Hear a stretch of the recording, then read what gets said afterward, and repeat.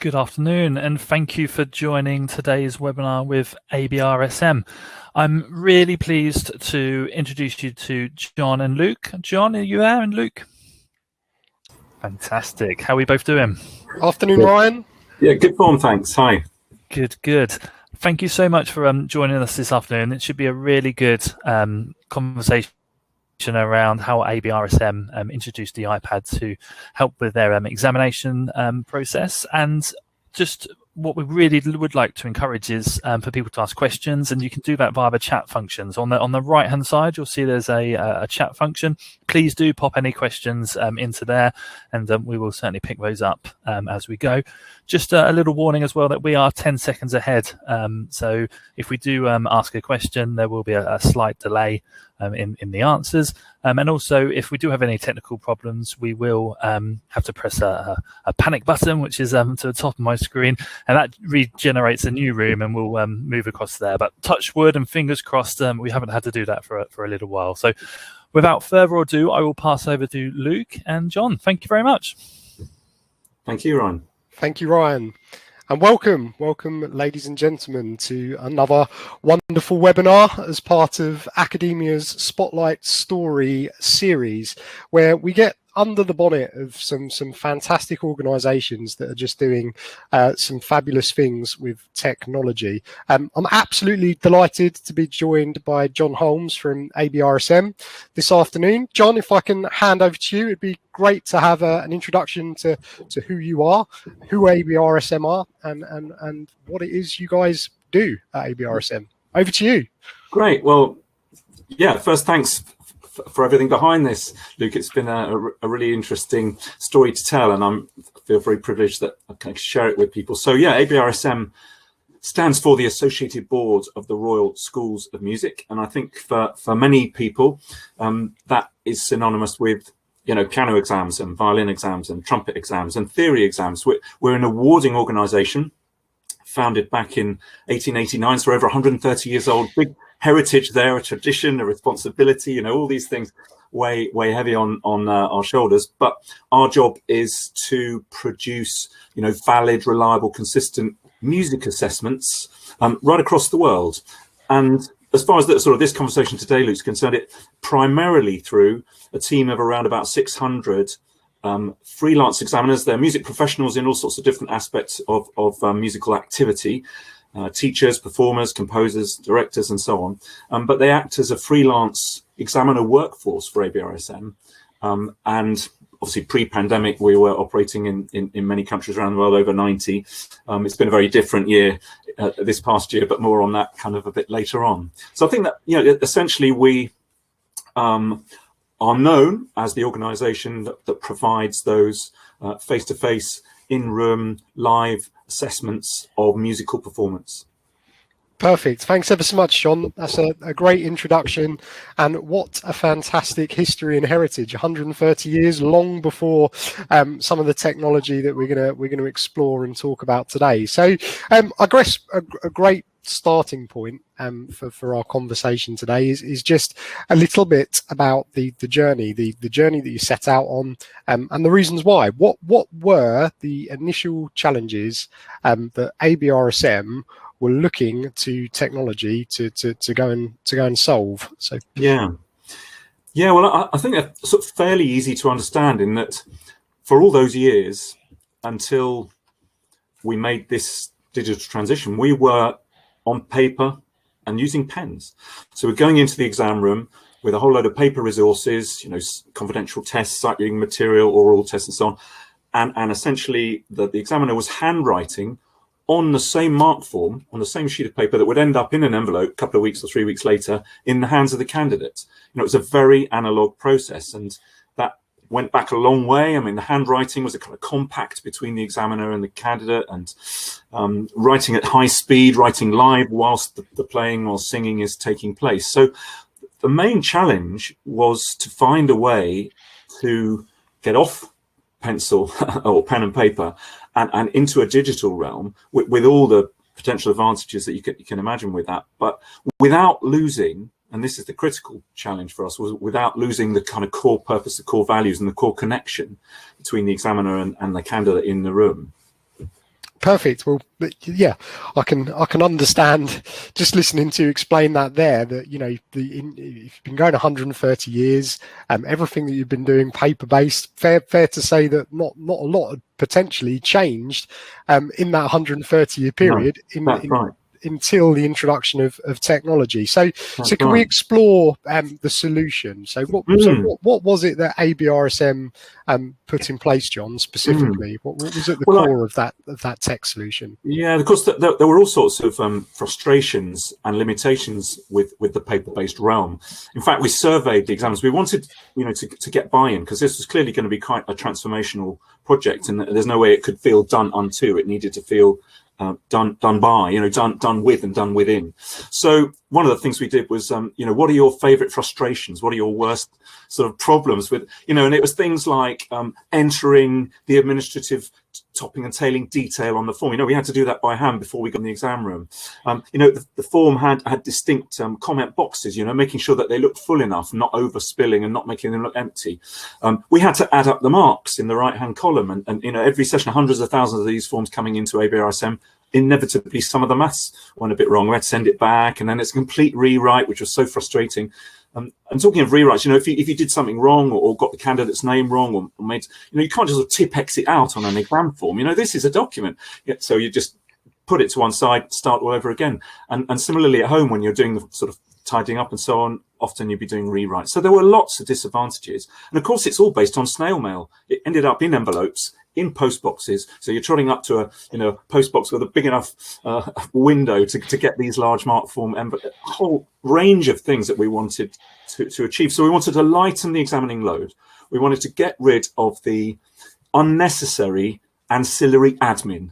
You know, we're musicians. We didn't sign up to do admin work necessarily. I mean, okay, fair enough, there's some to be done.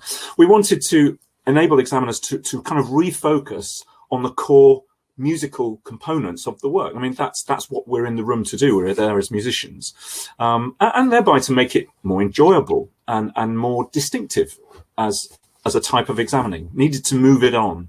And the solution that we eventually came to, partly because handwriting was something we had to substitute. We couldn't move to typing. There was no way we could presume that all our examiners could suddenly, you know, touch type at speed.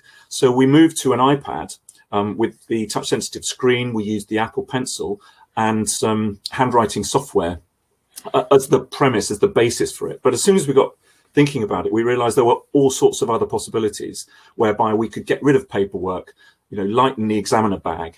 And I ended up saying to the examiner team, you know, we worked on this for a couple of years. You know, what sat-nav is to driving, I want Marcato. I want Marcato to be like that for examining, you know, sort of sat-nav for examiners in the room. It should do so many of these tasks for you. That was our aim and what we hope to achieve. And for the benefit of the guys on the call, Marcato is the platform that was driven by iPad. So yeah, we ended up with, it had to be a surface sensitive iPad, and then it was a question of what was the right software. And in fact, Marcato was another example of sort of examiner buying. We did a survey of what can you think of a good name for it. And if you look Marcato up in a music dictionary, it says well marked. So they're kind of quite interesting play on words there, but, you know, this whole idea of marking and Marcato. So that became the name for what's essentially an app. You know, originally we called it the Examiner app, and it's the functionality within the iPad that serves examining activities.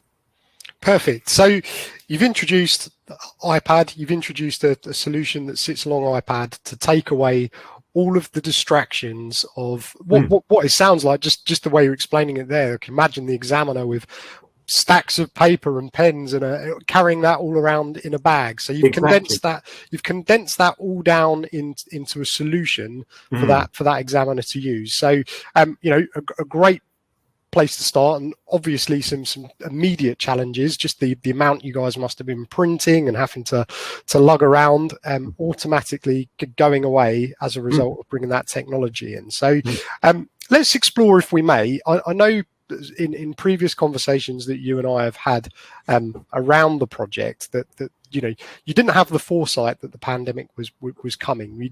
This was something. This was digital transformation that ABRSM recognised it had to do, and so the pandemic didn't have anything to do in terms of your thought process. But fair to say, it accelerated some of the adoption. It accelerated that program, and I wanted to just spend some time talking about some of the happy accidents that occurred to ABRSM as a result of bringing the iPad in. And perhaps the obvious place to start is without the solution that you now have, the pandemic hits. What would that have meant? What happy accidents came out of the project? Well, I think the answer to the question, what would have happened, is existential. We weren't in the office.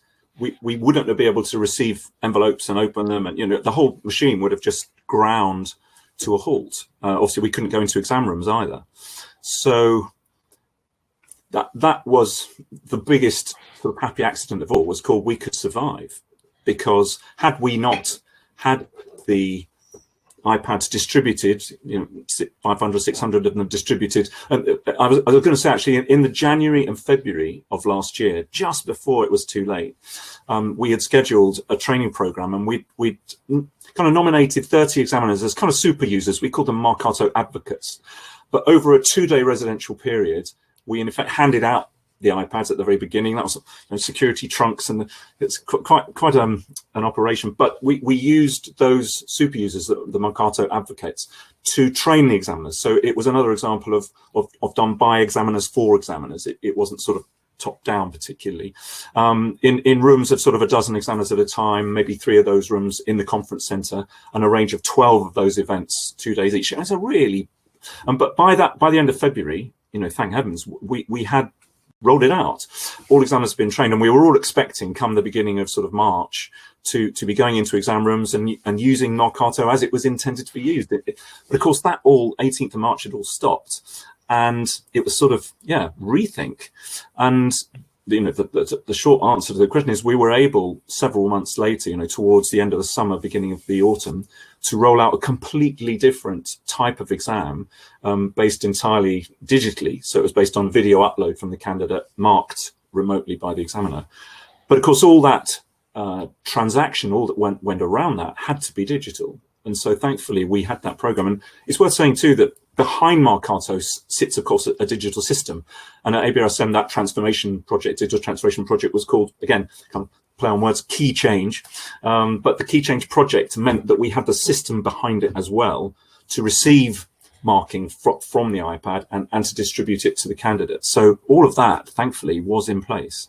And as part of the solution, it may not have ever been part of the intended use, but because iPad has that ability to use video, that got you out the hole of not being able to enter the exam room, not being able to see the candidates face to face. Yeah, no, it was a sort of solution waiting for us to realise that's what it was. I mean, pretty much, I think fair to say, it saved the business last year. Had we not had it, I'm not sure what would have happened, but for sure there would have been no exams possible, really, until we could get back in the room. And instead, we rolled out a program based on this video, which is now here to stay. And that's been, talking of happy accidents, we've diversified the offer now in a way that is going to be the shape of the future. So you're right, it made us press on the accelerator hard. I think at some point that probably would have come, but we were forced into a situation where we had to think a lot harder and a lot faster and come up with an alternative exam assessment offer, which is now sitting side by side. In fact, interestingly, we go back into the room for the first time since all of that in June. So it'll be very interesting to see how the two exam offers sort of settle down side by side with each other. No, definitely. And I suppose that is a very, very nice segue into one of the themes I wanted to explore a bit more. So you've put the solution in. The solution has helped you weather the storm that has been the pandemic, and we've seen it up and down the UK, working with numerous education organisations and specialist institutions such as yourselves. We've seen everybody have to rapidly accelerate digital transformation, and some of the journey that you've just explained, we've seen all over the UK. Yeah. But I guess what I wanted to really drill into is around the actual examination process. How is the solution that you've put in allowed or helped examiners improve the way in which they examine? I loved your analogy of the sat nav and taking away all the clutter so they can just focus on that experience. Yeah. If we could explore that a little bit more, please, John. Yeah, no, it's been really interesting in that respect. And in fact, we had a facilitator from academia called Paul, who spent an hour at the end of the first day of those 2-day training sessions, just kind of reflecting on this, what it would enable. And in fact, he introduced me to the sort of model of the various steps that you can regard the transformation as taking. But I mean, there were quite a few quite significant benefits and changes to behavior that flowed from Marcato. So you could say, at one level, we substituted handwriting on paper with a pen to on a tablet, on an iPad with an Apple Pencil. But of course, hand in hand with that, which was a secondary thing, we don't really sort of intend it, but that meant that was then digital data, which could be turned into typeface. So all the problems we'd had with candidates and teachers writing in saying it's all very well, your examiner's written these lovely comments, can't actually read them, which was a bit of a deal breaker. We could convert the output, if you like, into something universally. And then others got back to us and said, oh, that's brilliant now, because I can put it into a translator and I can read the comments in my first language instead of in English. So, at a swoop, that dealt with quite a few things. That was a really good example. Another is that, of course, the iPad's got fantastic recording capability. And we built into Marcato an auto record function where when the exam is started, Marcato records what's happening. So for the first time in ABRSM's long history, we had a reference recording of every single exam, which has been transformational. I mean, that's made a huge difference to our ability to performance manage, to look at data, to have audio examples of the different levels of attainment and so on. And in terms of the examiner behaviors, I think the main one is this thing about just removing the clutter. I mean, examining, you're right, had a ton of paraphernalia. I mean, anyone who's done one of the exams, glancing as you come in the room at the examiner's table, it's like, are you here for the duration of books? And as you said, different pages of things open at the right grade for the right instrument, all this kind of thing. All of that information, that sort of syllabus requirement data was laboriously built in to the iPad. So it knows that your name is Luke. It knows that you're doing grade 5 trumpet. That's all built in. And so when you press that exam to open it, it comes up with the right amount of information that you need to examine a grade 5 trumpet exam. Where before, all that information would need to be either found in ancillary booklets and stuff, or put on the mark form by the examiner before the exam ever started. So it really did lighten the load. And I've had quite a bit of feedback, you can imagine, from examiners saying things like, it's really enabled me to engage with the candidate better. I've got less distraction on the table. Somebody's singing to me. I want to be able to engage with them and look at them and be their audience. So that's one of the aspects that examiners have been talking about, amongst others. And nobody's having to add anything up anymore. There's no anxiety about that. In terms of the duration of the exams, all the timings and everything, they're all built in. So it's got a kind of, it monitors what's going on in terms of time flow, all very helpful in lots of other ways, which previously, that was manual responsibility on behalf of the examiner. Absolutely. There, so much in just that one paragraph there that we could really delve into. You mentioned Paul from academia. So for colleagues on the call, Paul Hutton is one of our Apple distinguished educators that we use to deliver Apple professional learning support to organisations that have invested in technology. So 600 iPads rock up. You've got lots of examiners that need to be shown how to use that. And one of the things that we will always bring into a project is that consideration for the enablement. So once the devices roll up, somebody to show you how to use them. And some of the examples that you gave just there, John, the fantastic examples of something that I know Paul lives and breathes. We refer to it as the SAMIR model when we talk about it in terms of teaching. And it stands for those on the call that don't know, substitution, augmentation, modification, and redefinition. And it is this idea that using technology, you can start to change out parts of the workflow that you will have always done, but enhance that. And I think you articulated that brilliantly, some of those subtle changes that have made real impact to the examination process, but ultimately then to the candidate. So to link into the next section, if we can, John, it's clear that by having that guided process to support the examiner and to support the examination, that the improvement has been there. What are the candidates saying? How has this approach and going through some of the things you just articulated so well helped improve the quality of the process for the candidate on the receiving end? I was going to say in one respect, we hope it kind of hasn't been noticed. It's a bit like a good football referee. The mark of a good ref is you sort of think, oh gosh, I didn't even really notice what he's doing. You don't want to get in the way. So I think in terms of when candidates come in the room and a transaction with the examiner, it should sort of seem as though nothing particularly has changed, other than perhaps the desk looks rather less cluttered. And I remember one rather sort of smart teenager came peering over to an examiner colleague, told me and said, oh, the latest iPad, I see. That's about as close as it gets to an experience in the exam room. But at the receiving end, if you like, the output, instead of receiving this information, by way of a piece of paper that was in the exam room at the time, of course, it's now transferred digitally. So they get a PDF, which is typeface rather than handwriting. It's got all the information. So, for example, the composer's name and the name of the piece and the details around it, which the examiner wouldn't have bothered to write down. They'd have just put A1 or B2.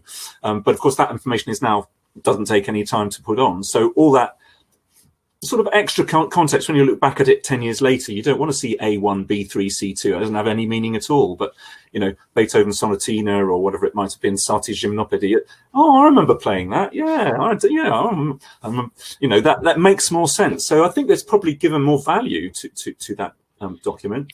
I mean, interestingly, and sort of tipping over into unexpected consequences, we've realized that the connection between the candidate of the handwritten sort of piece of paper is a little bit different now, and examiners have had to slightly sort of modify the tone of approach, because when you receive something on a PDF that's typed, it's a bit like just between an email and a letter, the tonality and the sort of tone of voice, if you like, can get a little lost, because it's black and white and it's beautifully neat, and it feels very kind of like a product.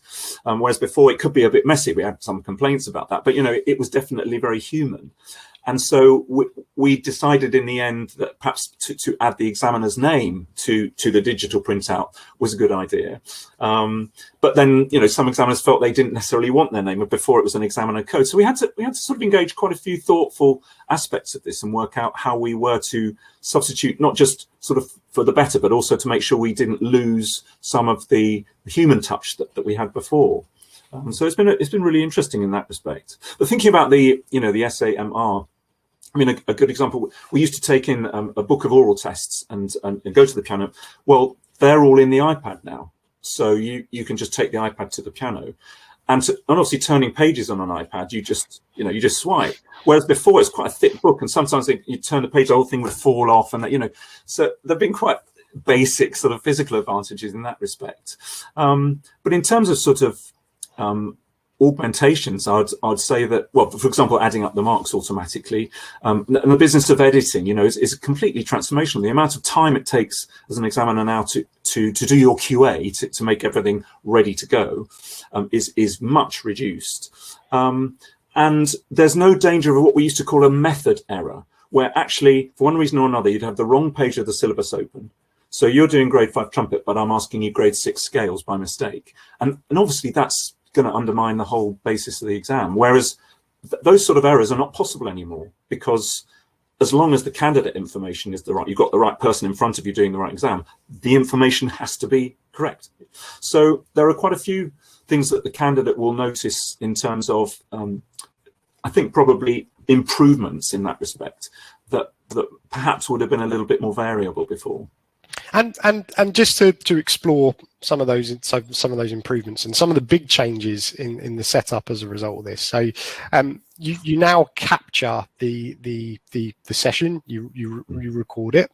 How has that supported the quality assessment and the feedback specifically? We talk about iPad as such as an important tool for assessment in schools, because of how it closes and supports that feedback between, in your case, candidate and examiner. Well, that's two very good examples of that. I mean, previously, the way that we would standardize would be to send another examiner out to sit with you in the exam room, a sort of senior, what we call a moderator, and there'd be an amount of dialogue during the day, obviously when the candidate was out the room or at lunchtime. But that's how we would standardize. Whereas, of course, now, as you say, we've got an audio reference copy of every exam. So professional review now looks completely different. We send a selection, we say to an examiner, okay, you've been examining for 4 or 5 days. Which of those days would you like to nominate for professional review? Whereas before there was no choice. And then, okay, from that day, we just want to pick maybe, 15 exams, and we can choose those to be representative. Whereas when you sent a moderator into the room, you'd often get, perhaps the same instrument all day long. Well, that's not a very good sort of field sample. Whereas now we can be much more tactical about that and choose a decent, send all of that digital, the audio and the digital mark forms off to a reviewer, no envelopes needed, and an assessment, if you like, a professional review based on that can go back to the examiner, who can then have a face-to-face, as we're doing, a Zoom or Teams meet, to talk it through and to bring out any other points. And in terms of the customer, I mean, before you could appeal results, but there was no really objective evidence to back up either side. Whereas now, of course, we can dial back and find the review. It's a paid for service. We can send that to a member of a review team, and can come back saying, we've looked at this, we've listened to it, and the mark is absolutely robust, or in relatively rare cases, I'm glad to say, you do have a point. We've gone back to this, and we think there should be some adjustments made. But we have a basis upon which to do that, where before it was all based on sort of statistics, candidate history, teacher history, venue history. It was all historical data that we kind of tried to find, infer from it whether that we should stand down on the side of the examiner or on the side of the customer. And that was always, much more of an art than it was a science. Absolutely. So, I mean, look, just in that conversation there, there's so much rich content coming out of it in terms of how this has supported ABRSM and your journey, and you've shared some great experiences, some of it fantastic, and along the way you mentioned some challenges that you've had to think about as well. So I guess that leads to I guess the next part that I wanted to explore on the journey, if we may, John, which is the lessons that you've learned. What is it that you would like to share with that kind of wider education community as a result of your project? I think you call them happy accidents, but I think sometimes I sort of call them unexpected consequences, and they can be positive or less positive. There are both types. And I think I was really surprised persistently, right through the project, of things that we hadn't thought of. Wow, you could do that. We never thought of that. Or that's something we ought to take into account. For example, screen glare. Examiners are saying to us, looking at a piece of paper all day long does not tire my eyes. Looking at a screen, an iPad all day long does. And that was something we sort of fed back in. And then, of course, part of Paul's session at the end of the day was, here's how to change the tint You can increase the font size. You know, the various things you can do to mitigate eye strain. But for example, you know, that was never in the plan. What about eye strain? We didn't think of that. So I think, to answer your question, get as many voices and as many thoughts and as kind of rich, as broad-ranging feedback as you can in at the development stage, because there'll be somebody there who says something you think, oh wow, we didn't actually clock that one, we hadn't got that in. But equally, there'll be other people saying, well, surely if you've got audio recordings, you could do a sort of data analysis of those. And for example, examiners come back and said, oh, it'd be brilliant if in our CPD sessions we could have an example of exactly the same piece with a mark of, you know, a distinction mark and a merit mark and a pass mark. So surely in your audio data, that's in there in all these thousands of exams. Yes. Well, how about you mine for that? And then that would be really helpful bit of CPD for us to hear that we've never heard iterations of the same artifact, if you like, at different attainment levels. And I was thinking, what a great idea. You know, there's a bit of work involved, but we could do that. So this idea of having sort of feedback along the way of a broad church, because people will come up with input that you hadn't necessarily given thought to. I guess the other thing is it took a lot longer than we thought. I mean, we ended up more or less postponing the project by a year. We do these big CPD sessions at the beginning of the year when there are no exams happening. So it was either kind of January 2019 or pretty much January 2020. And in the end, we went for 2020, which gave us kind of plenty of time. January 19 would have been not quite enough time. But I would always sort of factor in, I guess many people probably know this already, but just kind of longer than you thought. Because to get it right, and this has to be right first time, we couldn't have iPads, you know, not functioning optimally. This could not compromise the exam room experience. This had to be right first time. Whereas I think a lot of things can be iterative without too much of a risk. You know, gamification and apps and things like that, it doesn't really matter if it's, you know, you get the feedback and you adapt. But here, this had to be right from the start, right first time. And so that took longer than we had factored in. Absolutely, I think, you know, talk about pressure. You were changing a process that had existed in history for such a long period that, exactly. You know, you had to deliver that consistent experience. But look, just to drill into it a little bit more, and I suppose you touched on something really important there about the ability to benchmark and have that quality assurance in the product by just having the data to review and look at that ongoing sort of development of your staff. So what has the impact been on quality? Have you got any sort of before or after or impact study that you're starting to see as a result of life pre and life during? Well, in some ways, the truthful answer is we haven't really had a control test, because we stopped doing what we had normally done for the previous 100 and how many years it was on March the 18th, 2020. And we haven't done it like that at all since. So it'll take more time for us to compare, you know, 2019 with, say, you know, I think it'll be 2022 by the, because at the moment we're our international operation is, you know, hardly anything, is very restricted at the moment still. And we've got a session coming up. We normally chimed with the school terms, and the summer exam session, which is basically June and July, was traditionally very busy. But for reasons that we can all understand, it's not nearly as busy this year as it might otherwise be. A lot of people anxious about other things.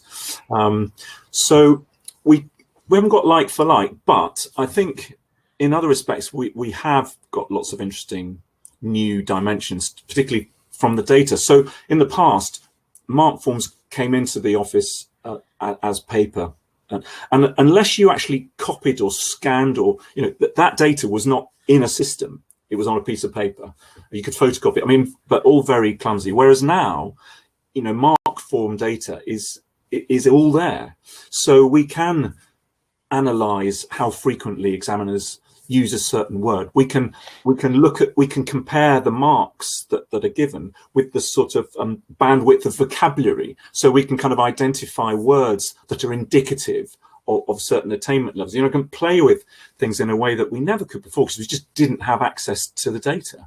And that's all based on the digital performance grades. And you know, going back to where we started in a way, Lucas, you know, the transformational dimension of this is that we were able to launch a completely different sort of assessment. And that wasn't just, you know, about surviving the pandemic and so on, but we've learned so much from a digital grade, a digital exam, that we can then ironically feed back into the traditional one, the face-to-face one, when it comes. And one of the things is that examiners have learned to use Marcato at home. So there would have been a lot of pressure to get used to all of that in the exam room, candidate knocking at the door, next one, all that. Whereas our performance grades have been examined remotely. And a lot of examiners are saying, thank goodness, you know, I've had a whole year to play with this and get on top of it and understand it and make mistakes, and, you know, without any pressure. So I'm feeling very confident, much better than I would have been, about going back into the exam room. And yet we never factored anything like that into the program. So there's been some sort of hidden, unexpected benefits in that respect. And another thing you mentioned was the environmental one. I mean, I just don't know how many reams of paper and envelopes and, you know, the transport and the logistics, quite apart from the publication of all the books that the examiners were carrying around. I mean, it has been a monumental reduction in our environmental impact and resource costs. So again, that wasn't a primary driver, but it's certainly been a primary improvement and a very noticeable change. Absolutely. So you know, beyond you've got that real important, and you know, it's important on every board that I'm speaking to at the moment, be it within an education setting or a commercial setting, is around that sustainability piece. So you're obviously getting some benefit there, but with that also comes cost, not just cost to the environment, but savings for you guys as an organization. But we haven't touched on it, but I know in previous conversations that you and I have, we explored it, is around security as well. You know, you're not having pieces of paper with details that can be, talking of the examiner's bag again, you know, visions of that being left on a train or anywhere like that. It's you've got that control of it in the digital sphere now. So you're absolutely right. And in the past, I mean, there were rare events, but we occasionally had a bag stolen with everything in it, and occasionally, as you say, sort of inadvertently left behind. And that's really, I mean, in terms of the proportion of that happening, it's a small amount, but in terms of its significance and the impact on those candidates whose exam forms are in that bag, you know, whereas, okay, the iPad could be stolen. It hasn't happened yet, and we've made everything, but the data is still secure because it's obviously password protected, and the data is not just there, it's elsewhere as well, so we can get it back. And recovering that has been something that we really wanted to fix. And as you say, confidential tests, that printed materials, that inadvertently just they get swept up with the music, and the candidate inadvertently walks out with them, and you know, those sort of things have been an infrequent but significant challenge, you know, for years. So it's been a way of solving some of those problems as well.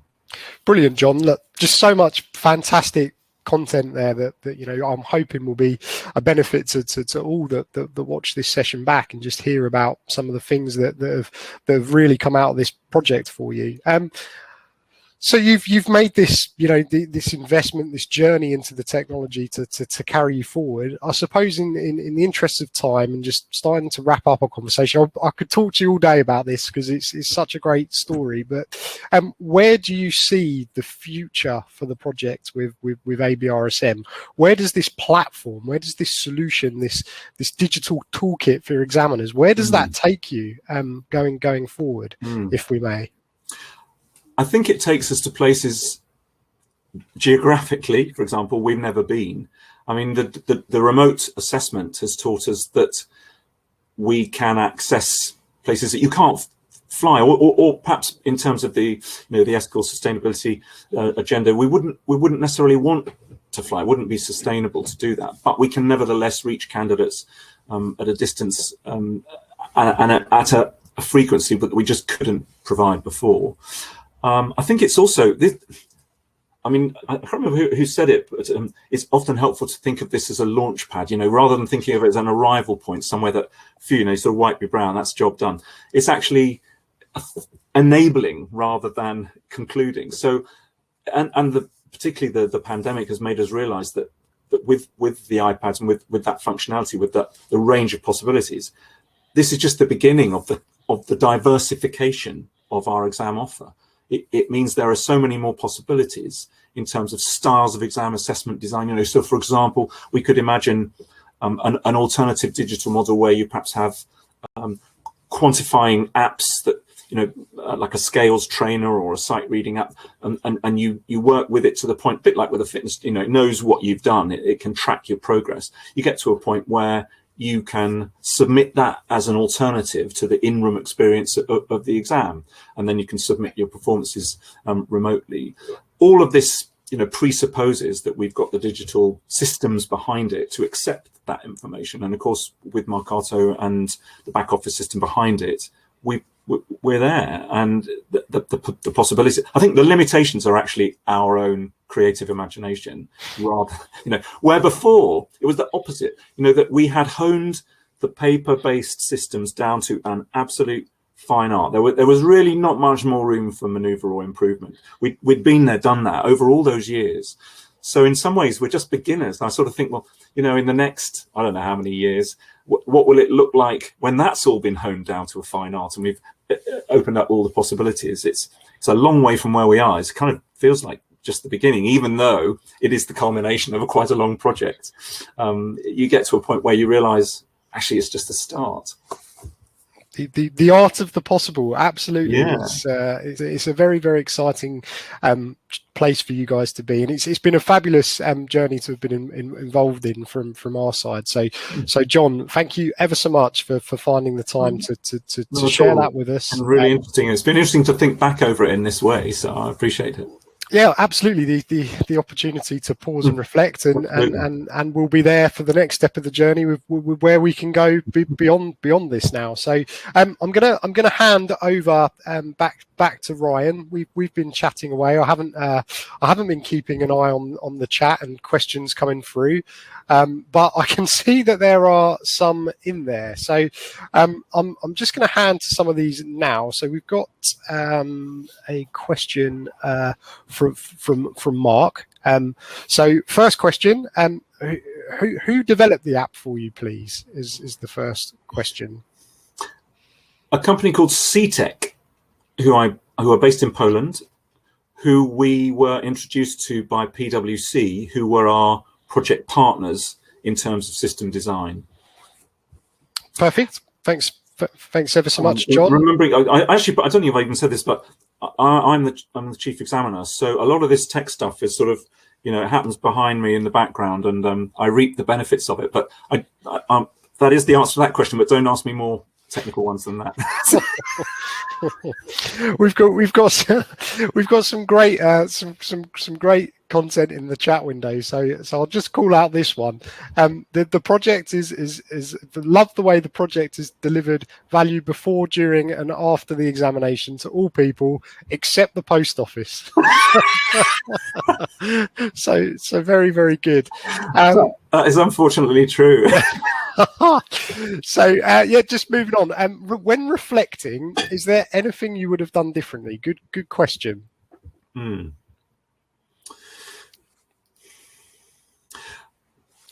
As it's transpired, 3/4 of our examiners are now typing. My guess was off the mark. I mean, the premise of this was, I guarantee you, every examiner, I said to them, you know, what if you can do what you were doing before, we will get to a point where you can do it with Marcato. You know, we will carry you across that divide. And of course, we had a huge demographic. Some literally we were saying, this is the on button. This is an iPad, this is how you turn it on. And others, they're busy sort of straight into the settings and you know, changing everything. All the way from...